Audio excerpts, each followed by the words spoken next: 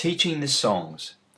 In this presentation, I'm going to explain the purpose of the songs and how we teach them to our students using the G4 guitar method. So let's get started. It's all about memory development. The purpose of songs are to develop song memory. Memory is an important skill that can be improved with training. So why memorize the songs?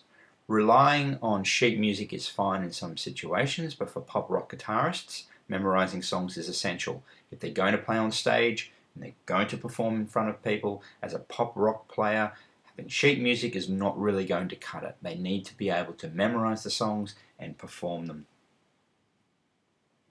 When we're teaching the songs, we do not give tab or sheet music. We're not really teaching students to play the song.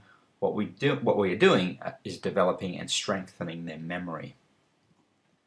How to teach the songs. Okay, 3 things. Give them bite-sized pieces, create images, and tell stories. Let's have a closer look. Bite-sized pieces.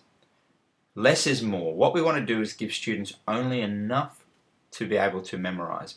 In the lesson, what you're trying to do is to give them a little bit of something to memorize and to then submit it to their long-term memory. You want them to be able to take away 2 or 3 notes or more and then memorize it long-term so that they can come back the following week and be able to play that back to you and have it in their memory. So we're putting it into long-term memory. So this is an exercise in taking something in quickly and then putting it into the long-term memory. People can develop this as an exercise, it can become a strength through development.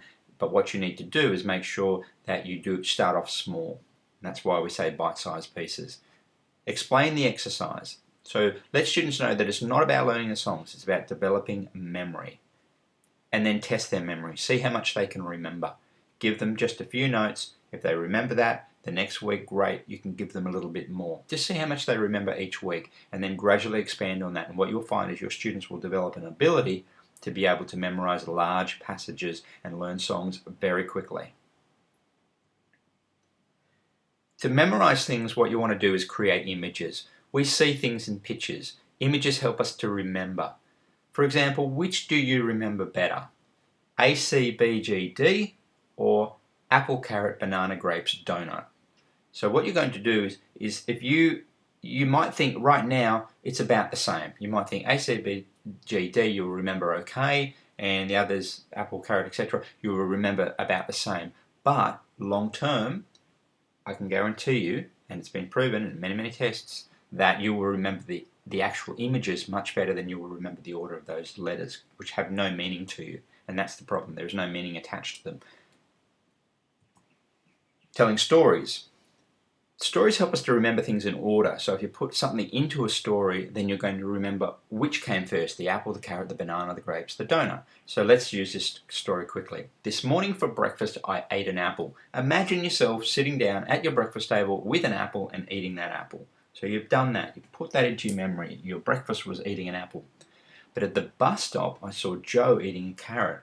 Now imagine a friend. It doesn't have to be Joe. It can be someone else that you know. Imagine that person eating a carrot. Even better if that person's got a name that starts with C, then you can relate that to the carrot. Just imagine that. It doesn't have to be a real story, but just imagine that person eating the carrot. So you've had the apple for breakfast, they've had the carrot. And then I had a banana in my bag. So in your bag you had a banana. That was going to be your morning tea, was the banana. So you've looked at your banana and you thought, I want to have this banana. But then Maria comes up to you and offers you some grapes, which were sweet, but in the end, you saw the donut shop as you got off the bus and thought, I'm going to buy a donut. So you're going to remember that story much better because it is a story. Whereas if you just have the apple, the carrot, the banana, the grapes, and the donut, in that order, you may remember them, but then again, you may not. But you will definitely remember if you have a story attached to it. Doing memory exercises and helping students to build their memory actually builds confidence, and this is very, very important. Small, regular improvements build confidence more so than trying to take big leaps. What a lot of teachers do, and a big mistake, is that they'll write a song out, they'll tab a song out based on a request of a song by the student, and then they'll give that to the student will take it home, begin to try and learn it, but because there's so much there, they become overwhelmed. They can't see themselves learning it. So this creates a stress within the student to the point where they think it's too hard, I can't do it, and then they just give up. Whereas if you just give them a very small part of it, a couple of notes, then they can digest that, and then they come back the next week, they go, I've got it, I can do that. Then you give them a little bit more, they digest that, and each week their confidence builds because they're building on the song, and you're only giving them enough to learn and memorize in that time rather than giving them too much and overwhelming them. So what this does, it makes learning more efficient. It actually teaches students to learn little bits at a time. Don't try and learn everything at once. And as they get better and better and better at this, they can learn larger chunks because they start to see patterns and they start to see passages the same way that they once saw just a couple of notes. And we know this with reading music. When you first start learning to read music, just recognizing the next note is difficult. But eventually you can look 2, 3, 4 bars ahead.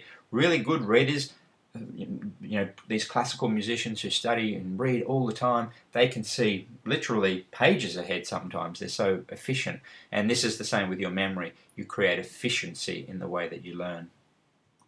Okay, so let's have a look. Summary. It's all about memory development. What we're doing here, it's not about learning the songs, it's about developing the memory. It's an important skill because they need to be able to perform songs without looking at sheet music. No tab or sheet music because that defeats the purpose. What you're doing is you're strengthening their memory and building long-term memory in short time frame. Bite-sized pieces, don't give them too much, just give them a little bit to learn each week, to memorize and see if they can take it in that week and come back the next week. Create images. We remember in images, so it's important to attach images to things that people learn. Tell stories, that helps with the order, and build confidence.